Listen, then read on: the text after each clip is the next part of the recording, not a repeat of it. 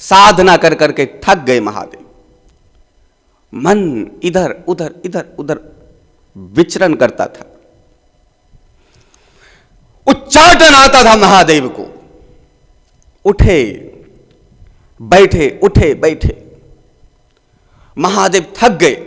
क्या किया जाए ऐसा, किस तरीके से ध्यान किया जाए जो हमारा मन शांत हो, हमारा मन एकाग्र हो, हम एकाग्र चित्त हो जाए, हम आत्म अस्थित हो जाए, ऐसा क्या किया जाए। तो शिव खोज करने लग जाते, शिव खोज करते। यहां सोचो शिव कौन है? शिव आप हो। प्रत्येक व्यक्ति शिव है, चाहे स्त्री हो या पुरुष हो, प्रत्येक व्यक्ति जीव चराचर शिव है। शिव भटक रहे हैं संसार में, शिव माया के जाल में फंसकर शिव भटक रहे हैं, शिव उलझे पड़े हैं संसार में। आप उलझे पड़े हो संसार में। शिव कौन? आत्मा। मोक्ष किसको चाहिए?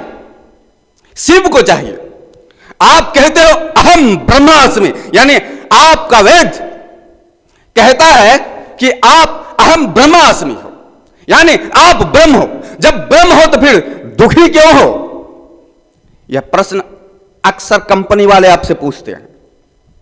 कारखाना जो बना रखा है, कल कारखाना, मंदिर मस्जिद आदि का, वो अक्सर पूछते हैं, भैया आप तो कहते हो अहम ब्रह्मास्मि, आप ही ब्रह्म हो, तो फिर आप तकलीफ में क्यों, आप कष्ट में क्यों? ये अक्सर वो पूछते। तो वही बात आपके मन में भी आता होगा। आपका जो ज्ञानवान है, जो सत्य में स्थित हो चुके हैं, चाहे आदि शंकराचार्य हो, चाहे भगवान बुद्ध हो, या इस प्रकार का जो भी हो, या आपका गीता जब कहता है नैनम छेदन्ति शस्त्राणि नैनम दहति पावका, हे अर्जुन जलाया नहीं जा सकता तुझे,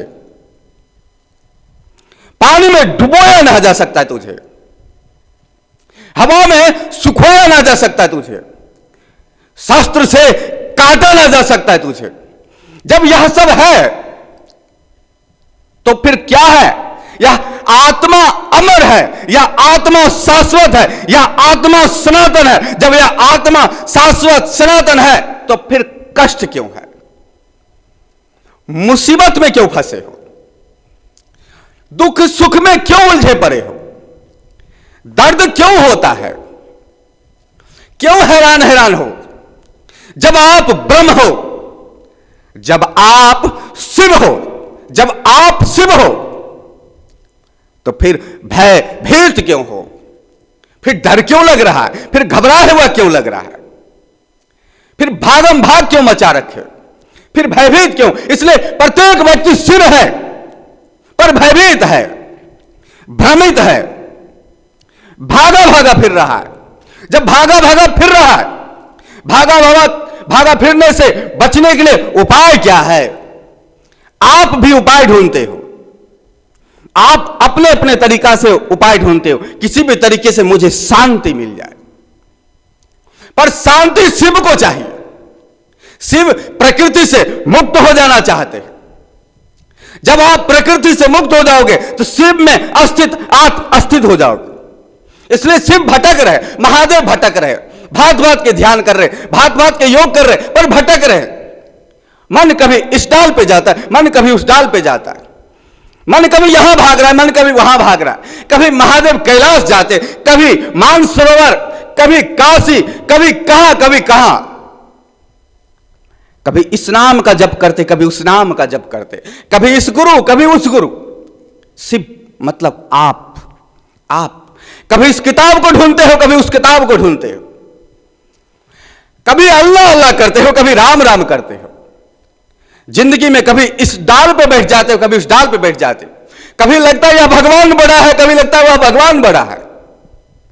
कभी लगता है उस गुफा में जाए तो शांति मिलेगा, कभी लगता है मैदान में जाए तो शांति मिलेगा, कभी लगता है घर में भक्ति करे, कभी लगता है मंदिर में भक्ति करे, कभी लगता है तीर्थ यात्रा करे। ऐसा ही महादेव भटक रहे, आप भटक रहे। जब मैं कहूं महादेव भटक रहे, आप भटक रहे। जब मैं कहूं शिव भटक रहा है तो आप भटक रहे। क्यों? क्योंकि आप शिव हो, आपको शांति चाहिए और आप शांति के लिए भटक रहे हो। आप समाधान ढूंढने का कोशिश कर रहे हो और आप और उलझते चले जा रहे हो। शिव भटक रहे, शिव ध्यान में बैठे। क्या किया? शिव ने विचार किया। शिव ने विचार किया, जो खोजी हो, जो सत्य का खोजी है, वही विचार कर सकता है। जो सत्य का खोजी नहीं है वह विचार नहीं करता है। लेकिन फिर भी उसको तलाश तो शांति का ही रहता है, चाहे वो धन से शांति में तलाश कर रहा हो, चाहे स्त्री या पुरुष के मिलन में शांति की तलाश कर रहा हो, तलाश तो सबको शांति का ही रहता है।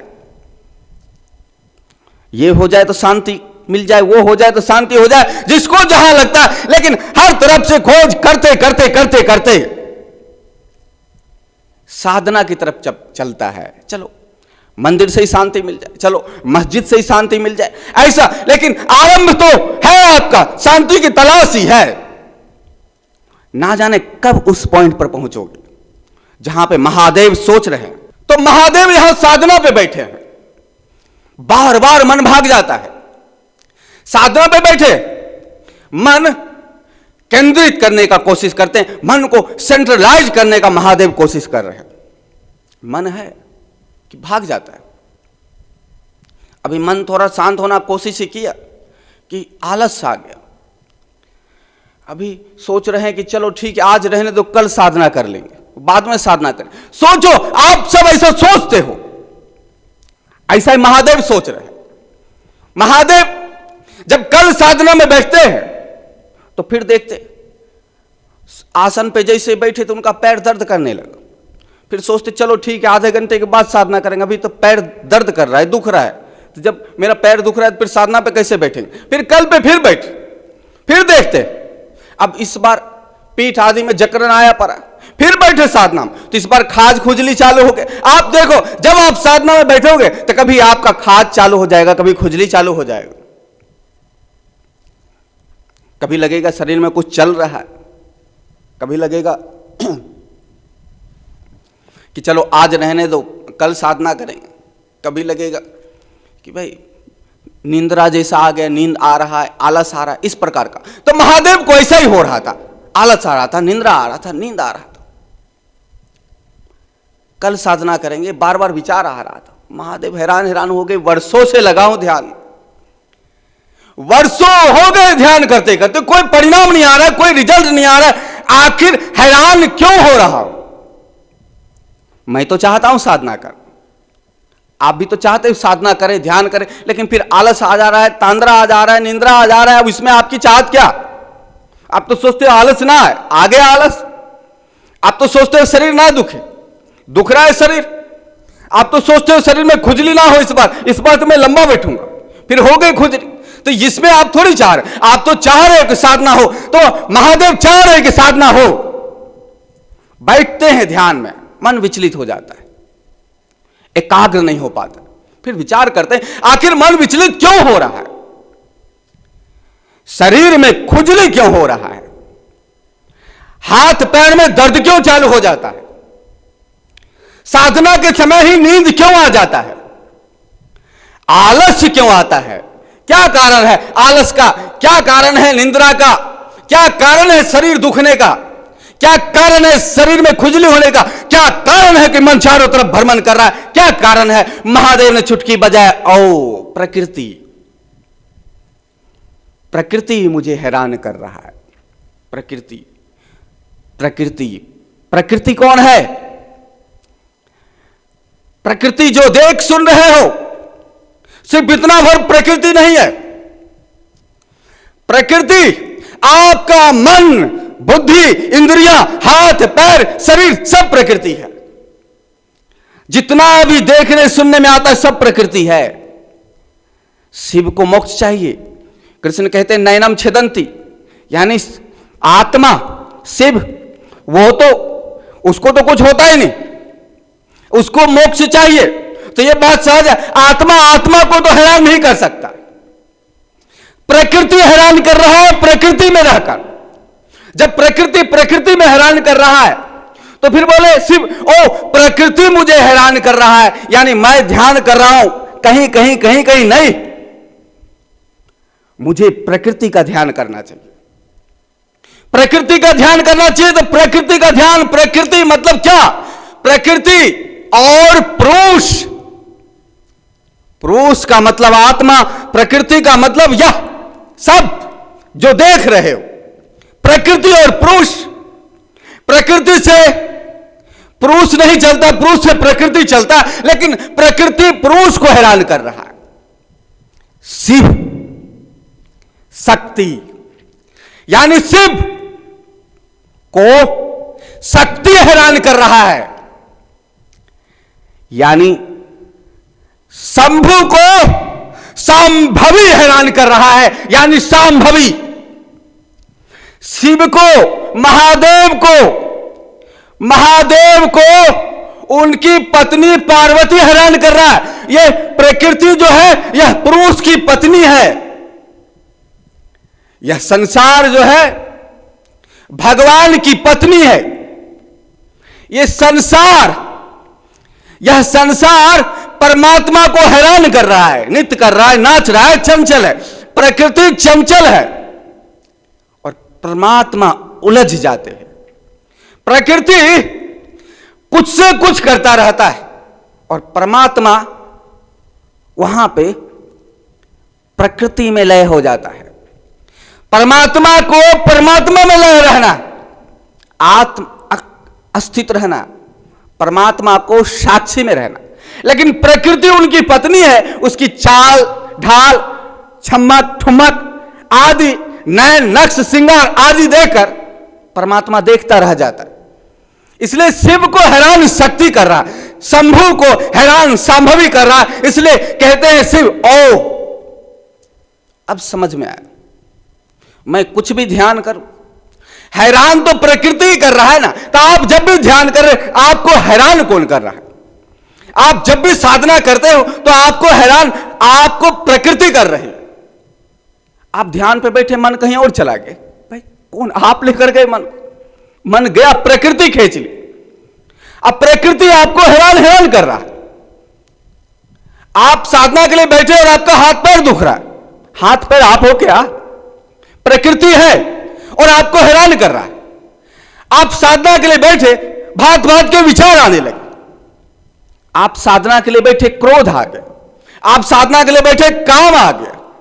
आप साधना के लिए बैठे, तभी सब कुछ हो गया। सब कुछ क्यों हो गया? प्रकृति हैरान कर रहा है आपको। यानी आप शिव हो, आप साधना में बैठते हो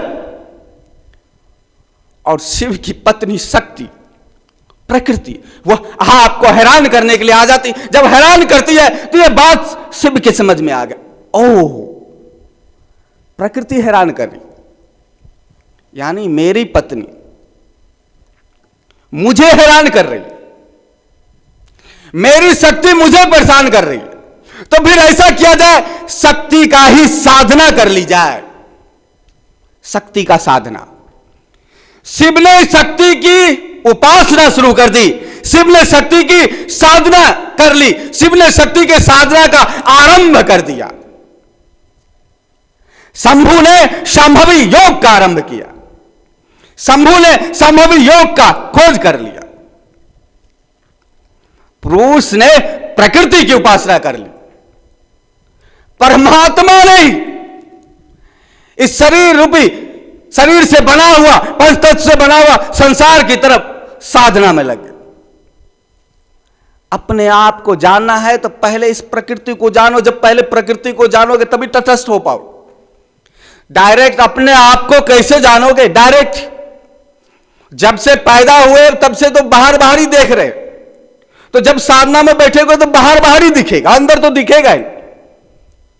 इसलिए ऐसा किया जाए, साधना में ही बाहर का ही कुछ किया जाए, कि बाहर का ही कुछ कर लो, तब पहले साक्षित्व आ जाए, तटस्थ आ जाए, फिर अस्थित हो जाओ। इसलिए शिव ने शक्ति का उपासना का आरंभ कर दिया। अब शक्ति का उपासना का आरंभ शिव ने किया। अब बड़े मजे की बात कि ये मायावी लोग सब दुर्गा काली आदि को शक्ति के रूप में पूज रहे। ये शक्ति है, यानी शक्ति को पूजो और मोक्ष मिल जाएगा। तो जब दुर्गा काली चामुंडा आदि का मठ मंदिर को बनाते हो तो फिर वो खोज नहीं है योग का, फिर आपने एक कारखाना लगा लिया। फिर प्रकृति किसे कहते हो? प्रकृति जो उपासना कर रहा है, जो चामुंडा आदि का मंदिर बना के, दुर्गा आदि का मंदिर बना के कहता है ये शक्ति है, शक्ति को पूजो सब कुछ हो जाएगा, ये उपासना कर रहा है। यह बात जो उठ रहा है यह भी शक्ति है, जो सोचा जा रहा है वह भी शक्ति है, जो पूजा जा रहा है वह भी शक्ति है। यानी सब कुछ प्रकृति है, चाहे पेड़ पूजो, चाहे नदी नाला पूजो, सब कुछ शक्ति है। तो शक्ति यानी कि एक कंपनी लगा दिया गया कि हाँ उस रूप से पूजा नहीं, शिव ने वो उस शक्ति का पूजा नहीं की। शिव ने पूजा की शक्ति का, पर इस शक्ति का पूजा नहीं की जिस शक्ति का पूजा आप लोग करते हो, जिस शक्ति का उपासना आप लोग करते हो। शिव ने उसकी पूजा नहीं की, शिव ने संभवी का पूजा की, यानी शिव ने शक्ति की पूजा तो की पर आपकी पूजा नहीं की। जो आप लोग बना बना के पूजा करते, शक्ति को पूजो तो मोक्ष मिल जाएगा, शक्ति को पूजो आत्मा स्थित हो जाओ। ऐसा शक्ति नहीं, यह तो कल कारखाना, यह तो फैक्ट्री है। जो योग है उस योग के शक्ति को जो है, जिसे खोजा नहीं गया, उस शक्ति की शिव ने उपासना की। शिव कहते ओ हो, मैं साधना में बैठता हूं और हैरान हो जाता हूं। तो जब मैं साधना में बैठता हूं, हैरान हो जाता हूं, तो हैरान मुझे कौन कर रहा है? मेरी सांभवी। कृष्ण कहते हे अर्जुन, सारा संसार मुझसे उत्पन्न हुआ, यानी सारा संसार इस पुरुष से उत्पन्न हुआ, सारा संसार इस आत्मा से उत्पन्न हुआ। हे अर्जुन, कृष्ण कहते हे अर्जुन, सारा संसार में जिस प्रकार से माला में धागा है, उसी प्रकार से मैं सब में समाकर अस्थित हूं और मुझसे सारा संसार चलता है। कमाल है, माला में धागा की तरह अस्थित होकर यह सारा संसार है। जिस तरीके से माला में धागा है, धागा एक है पर माला का दाना अनेक है, उसी प्रकार से आत्मा एक है पर प्रकृति रूपी दाना, गाय, कुत्ता, बैल, हाथी, आदमी, इसकी उसकी उसकी, यह भांत भांत का दाना है और यह सब आत्मा रूपी धागा में पिरोया हुआ है। आत्मा रूपी धागा सबको बांध रखा है, सब में है समाया हुआ आत्मा रूपी धागा। आत्मा से कोई अलग नहीं, फिर भी वह आत्मा हैरान है। तो शिव कहते ओह, मुझसे जन्मा है यह प्रकृति और मुझे हैरान कर रहा है। चलो ऐसा करते हैं, इनकी साधना कर ले, सांभवी योग का आरंभ कर दिया जाए।